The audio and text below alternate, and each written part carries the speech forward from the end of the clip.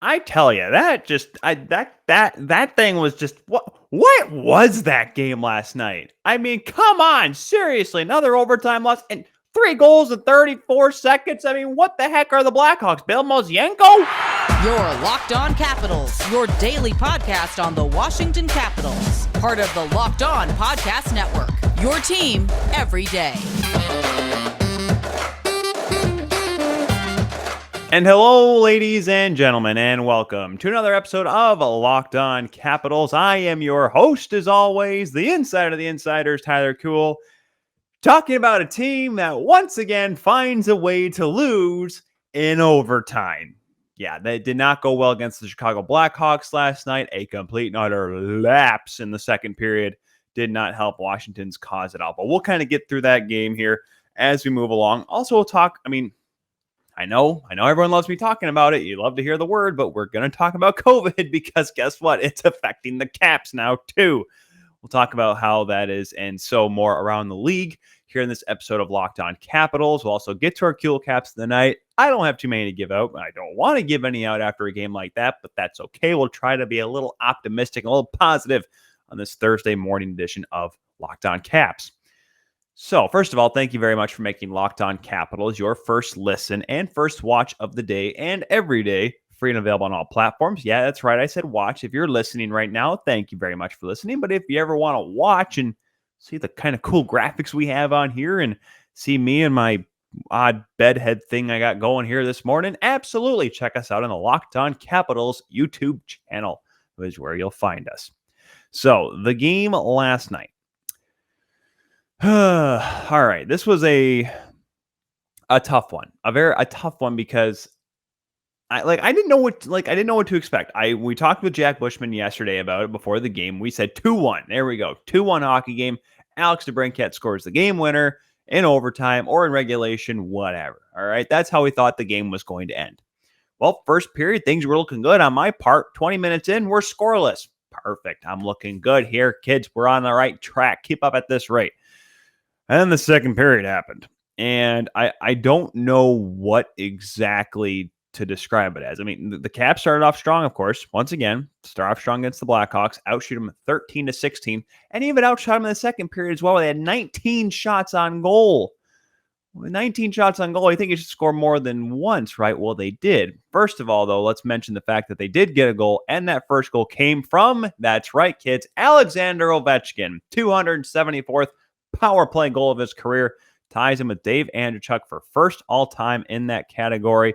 That is his 21st of the season. TJ Oshie getting the assist, and the secondary assist going to Nicholas Backstrom, his first point of the season in his return to the lineup.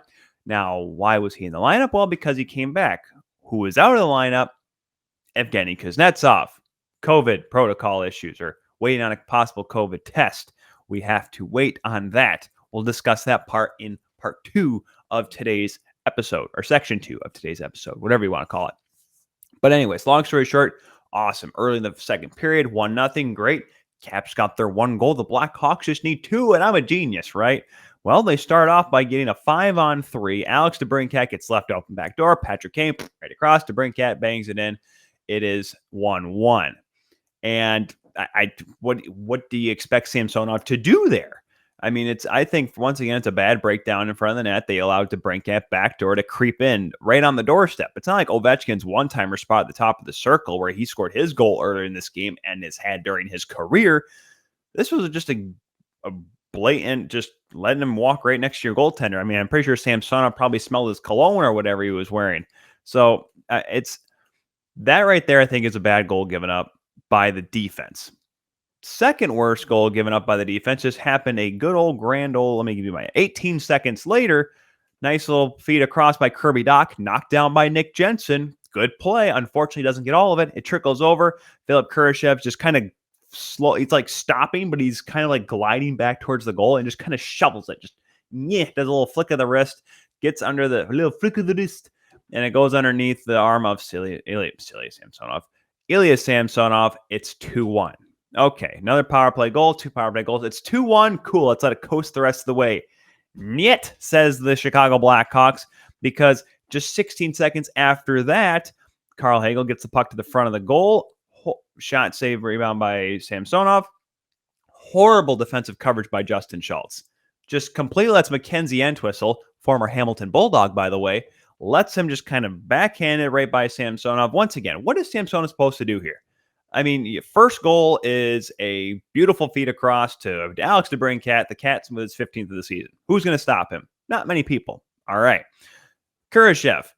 Great play by Jensen to get back. Unfortunately, didn't get all of it and still was able to be tapped in. Obviously, as a goaltender, you want to seal everything tight there. But once again, you shouldn't be allowing a 2-on-1 right after giving up a goal on the power play, mind you.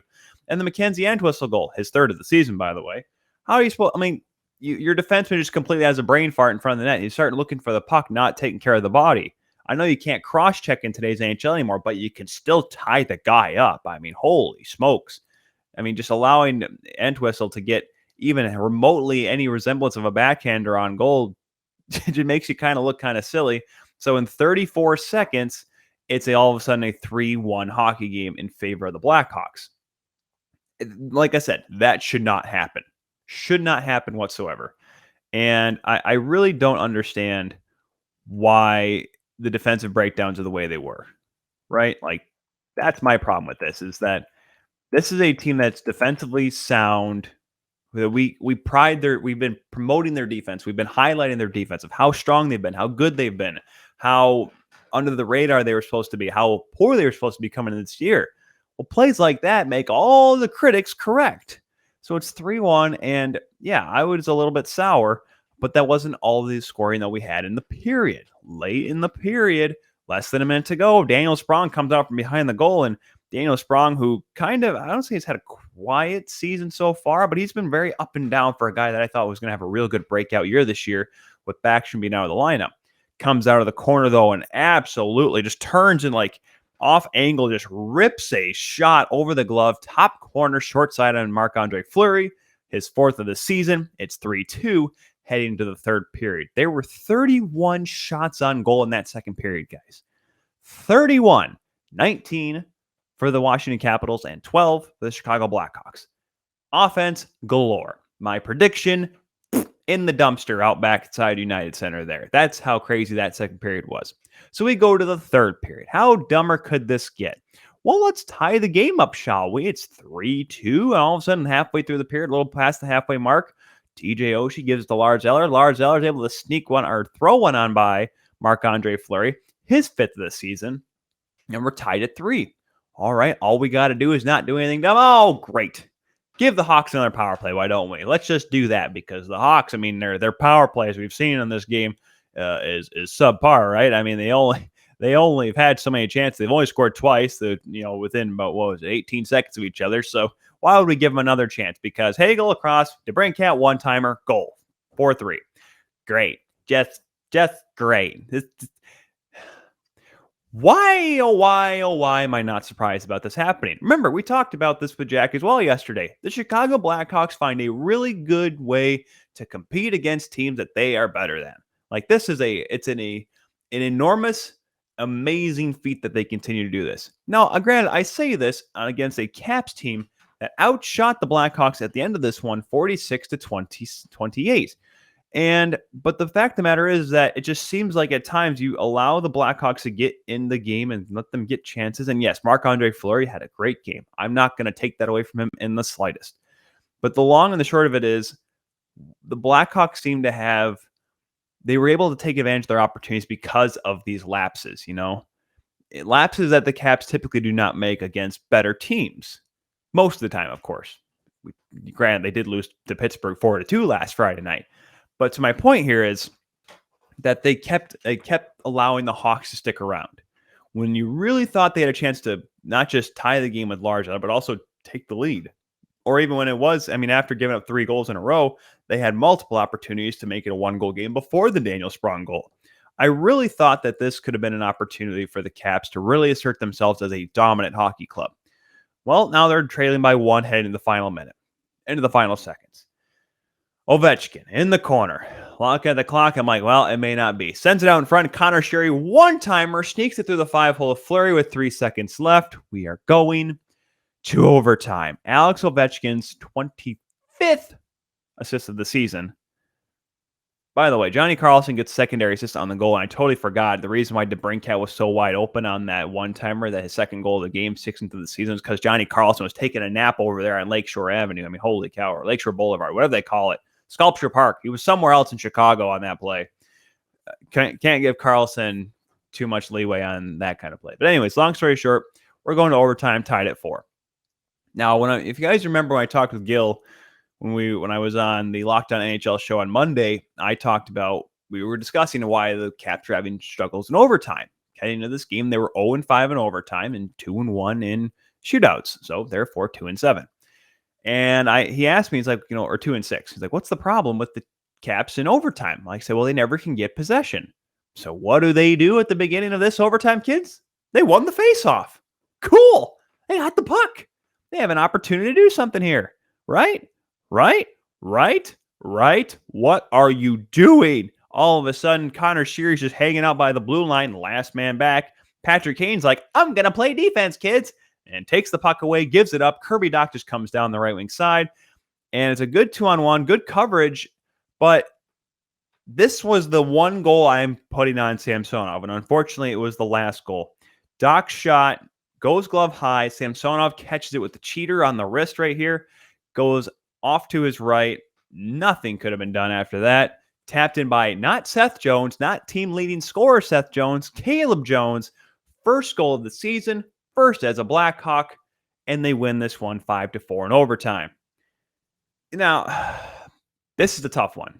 It's a tough pill to swallow because you statistically outplayed them. But penalties hurt. 6 power plays for the Blackhawks. They convert on half of them. Washington went 1 for 3. Can't really say much more on that. They out-hit them.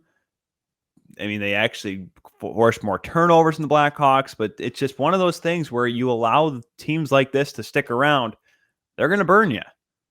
We saw it last Saturday against Buffalo. The Sabres didn't really, there's nothing super special about the Buffalo Sabres, but yet that game went 65 minutes plus. The Blackhawks, they're a better team than they were when Jeremy Colleton was behind the bench. Sure, I'll give them that, but this is supposed to be the best team in the National Hockey League, the Washington Capitals here. And yet here we are talking about this as now a team that is tied for the lead in the Metropolitan Division with the New York Rangers, based on how the Rangers did last night. If you want to be considered elite, you have to show that you're elite against all teams. You can't just beat the good teams. You can't just beat the Panthers. You can't just beat the Lightning. You can't, obviously the Penguins on Friday kind of stunk, but you can't just beat the best in the other divisions and then go up against Chicago and falter and expect to still be considered that. Tough loss for the Hawks. They now fall on their record to 17-5-7 on the year. 0-6 in overtime. Not good. Not good at all. We'll give up the Kuehl caps later, maybe wrap it up a little bit more later on, give you the scores from last night as well. But first, we're going to touch on the COVID issues that have surrounded the Capitals and the rest of the NHL. Big news coming out from Canada. But I have to talk about you guys first that no one plays daily fantasy sports to lose because winning feels so much better. But traditional fantasy sports are a long-term losing proposition because you never know who or what you're up against. Well, StatHero is the first of its daily kind fantasy sports platform where it's you versus the house in head-to-head fantasy matchups. Winner take all. The never-before-seen innovation for a fantasy sports and sports betting hybrid has StatHero players clocking odds that are over 4 times better. And here's the crazy part. StatHero shows you their lineups before you play, and you get to handpick the team you want to face them one-on-one. Why? Because you don't have to compete against thousands of experts or unknowns because StatHero puts you in control of your fate. With StatHero, you're in control of the stakes, and you decide how much you're going to play and StatHero has no choice but to take it because they're daring you to beat them. StatHero, head-to-head, is what daily fantasy should be, one-on-one.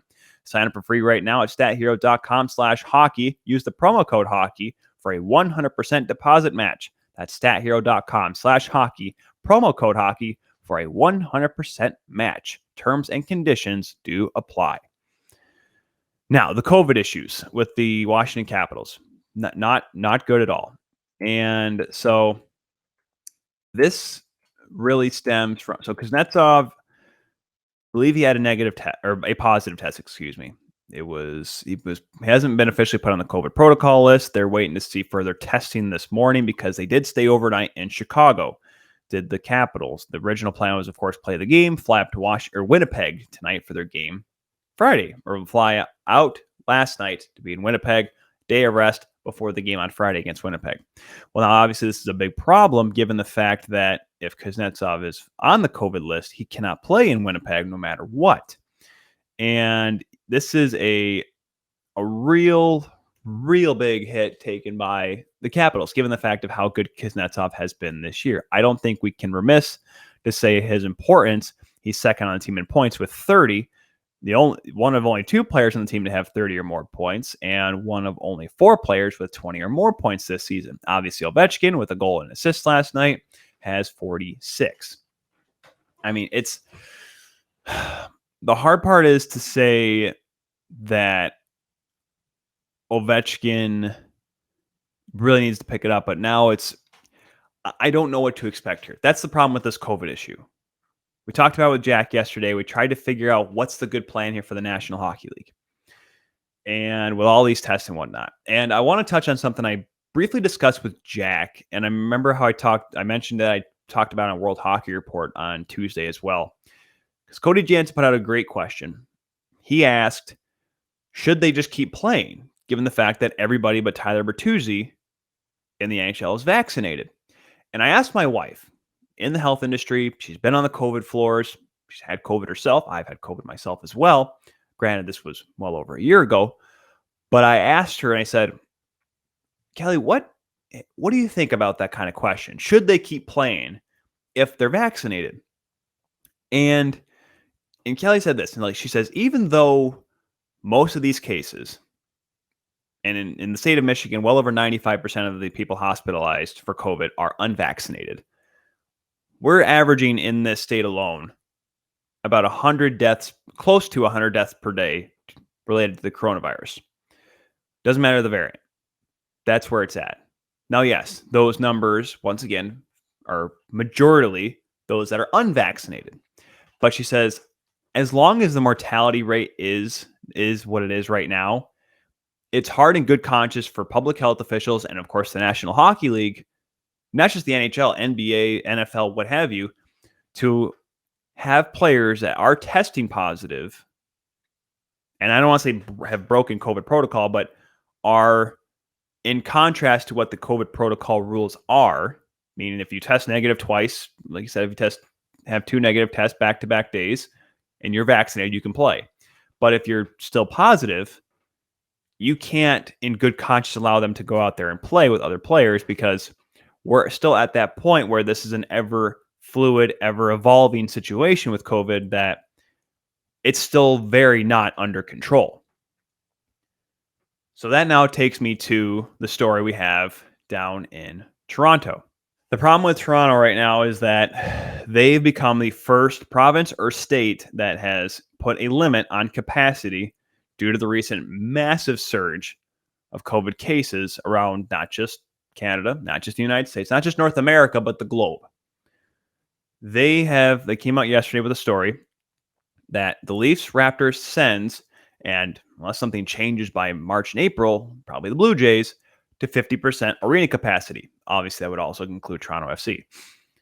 The reason why they mentioned this, though, is for indoor venues. They said, I'm reading this from folks up there at Sportsnet. The Leafs Raptors centers will be limited to 50% capacity at home games starting Saturday. Yes, this Saturday, after Ontario unveiled new rules on Wednesday to combat the COVID surge. This will also affect indoor venues with capacities for 1,000 or more people for 50%, which means also the 17 Ontario-based OHL teams, the Ontario Hockey League teams, will be affected as well. The Toronto Maple Leafs put out a statement as well from MLSE as yesterday. Capacities at Scotiabank Arena will be reduced to 50% effective Saturday. The ticketing team is currently working through the logistics of implementing this change and will provide follow-up details for all ticket holders within 24 hours. Because here's the thing too, kids. That's really the big fish in this whole story is that from someone who's been looking to try to get tickets to a Leafs game coming up here soon, they are very hard to find because they are at about, typically for most Leaf seasons, about 90 to 95% capacity full. Now, yes, StubHub has a lot of resale tickets, But that's my point. Even then, they're still 90 to 95% full.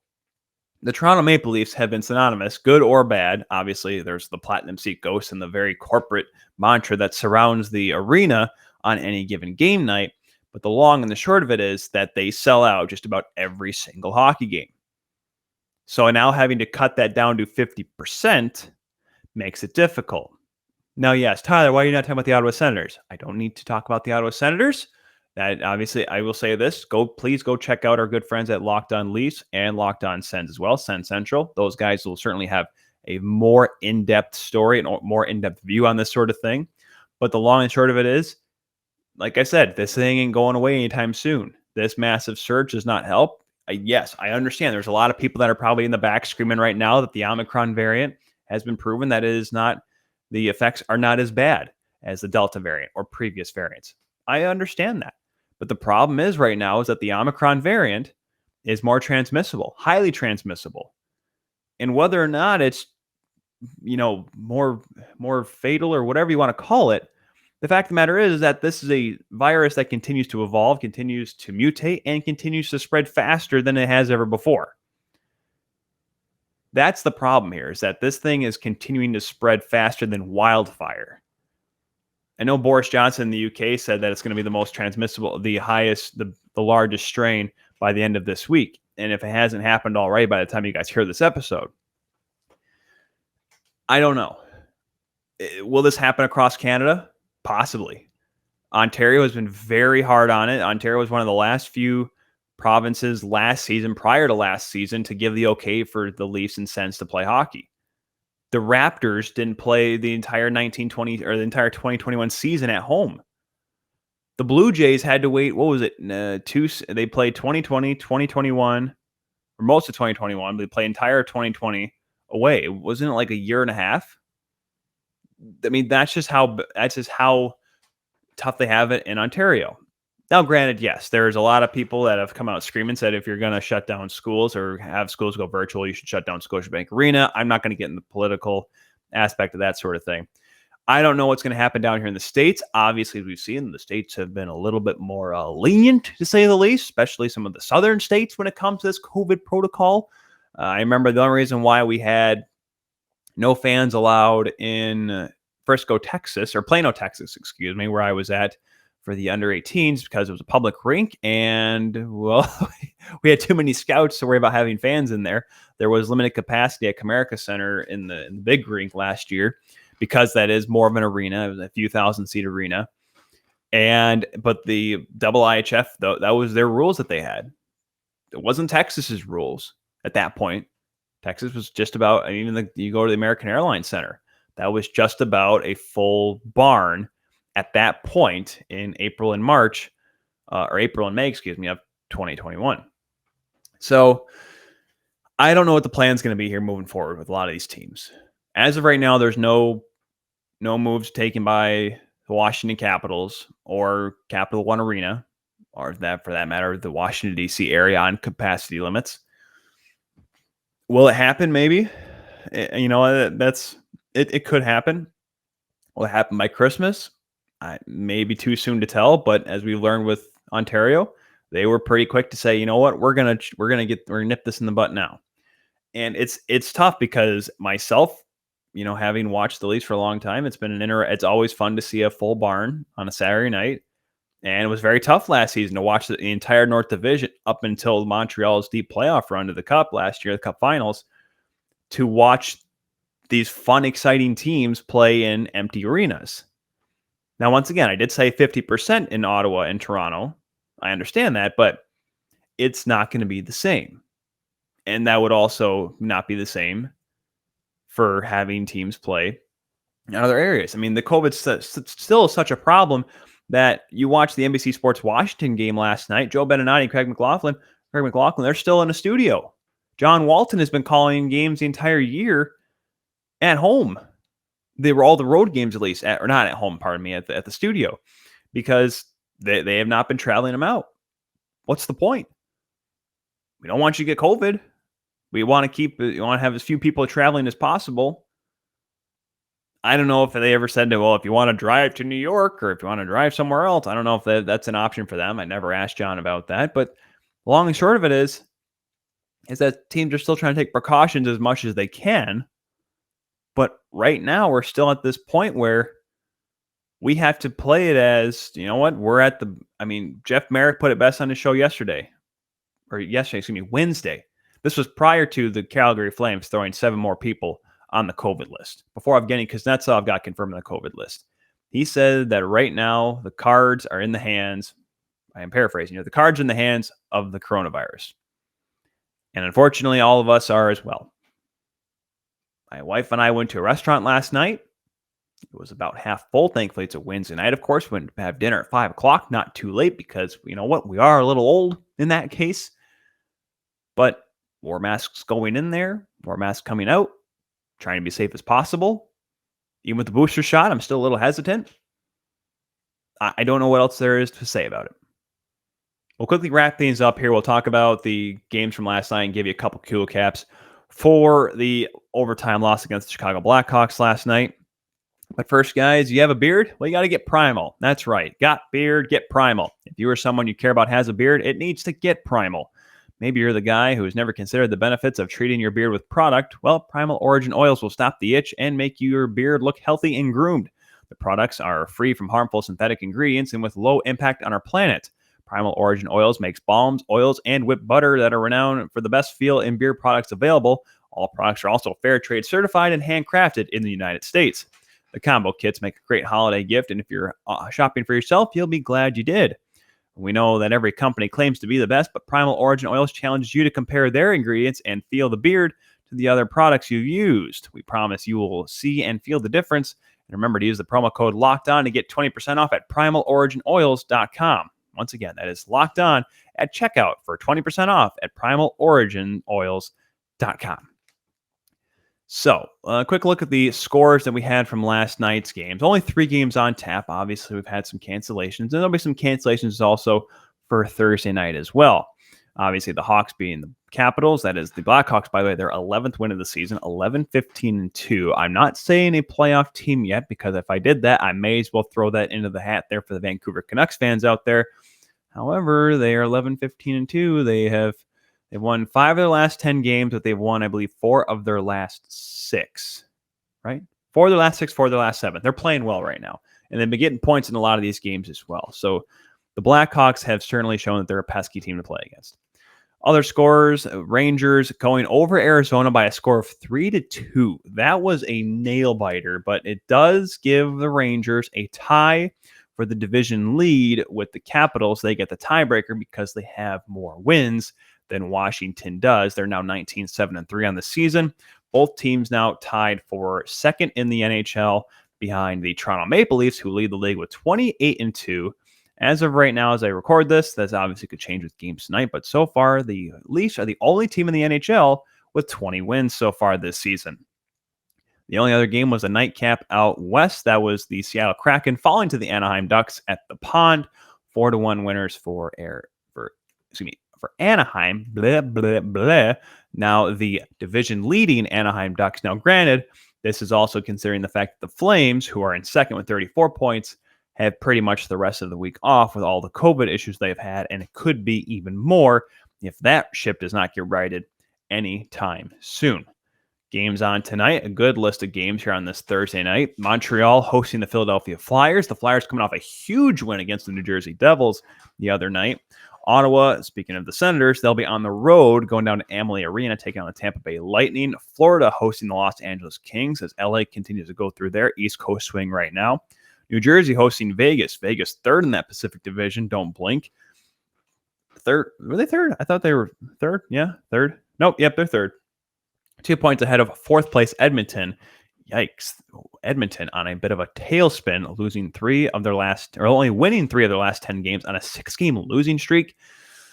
Yeah, Mike Smith either needs to come back or they need to figure out something in goal, because Mikko Koskinen, 6 foot whatever he is, doesn't matter, can't stop a beach ball right now to save his life. Carolina hosting Detroit in what's a very anticipated matchup. A, it's Alex Nedeljkovic's former team. B, Carolina coming back after taking off the other night because of Carolina and Minnesota's game that was on Tuesday, originally supposed to happen. Carolina had so many players and COVID issues that game had to be postponed.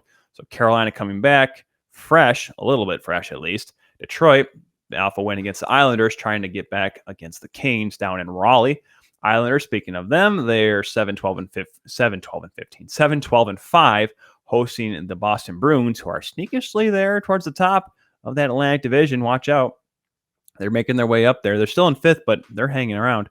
Colorado Avalanche going over to Smashville, take on the Preds. Speaking of Minnesota Wild, looking for their 20th win of the season. Buffalo looking for their 10th. That'll be out in St. Paul at 8 o'clock Eastern time, of course. Edmonton looking to snap their losing streak against Columbus. And the Sharks hosting the Vancouver Canucks. The Canucks, dare I say, guys, 5 straight. I know they're a little bit behind the 8 ball is right now between the 4th and 5th in the Pacific. It's about, 15 points between Edmonton and San Jose. But I'm just saying, you get hot at the right time, and there's still a lot of hockey to be played here. All I'm saying is, it's literally Lloyd Christmas from Dumb and Dumber. I tell you, there's a chance. You're telling me there's a chance in Vancouver. There is a chance. Quick Kuehl caps of the night here before we quickly wrap things up. I'm going to give one to Lars Eller. I think he had a real good game, a goal and an assist. Had a great chance in the first period, which would have opened the scoring. Obviously, got to give one to Alexander Ovechkin as well.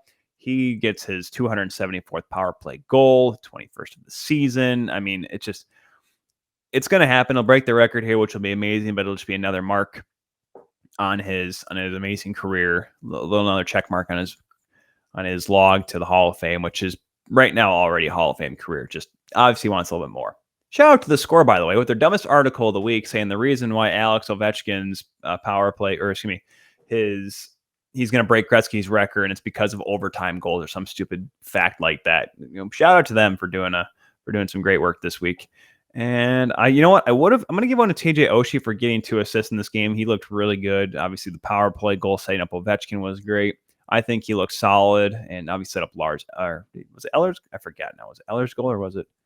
Yeah, it was Eller's goal in the third period. That was his second assist of the game. Would have given one to Connor Sheary for goal and assist and being the tying goal, but then he got his pocket picked by Patrick Kane in overtime. It's hard to be in favor of that. Anyways, that is it for this Thursday edition of Locked On Capitals. We'll be back tomorrow to preview the Winnipeg Jets game on Friday. As far as we know, that game's happening. That could easily change by the time you listen to this. It's changed time by the time you hear this or either.